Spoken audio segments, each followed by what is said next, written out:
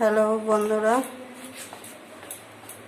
কতগুলো কলা নষ্ট হয়ে যাচ্ছিল, একটু কালো কালো হয়ে গেছিলো।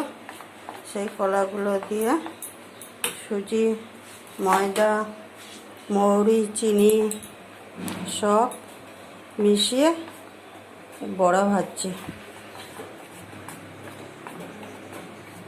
কলা কালো হয়ে গেলে কখনো ফেলতে নেই। কলাগুলো বড়া ভেজে ফেললে ভালো লাগে খেতে, নরম নরম, একদম পুরো মনে হবে যেন তালের বড়া। খেতে খুব টেস্টি হয়।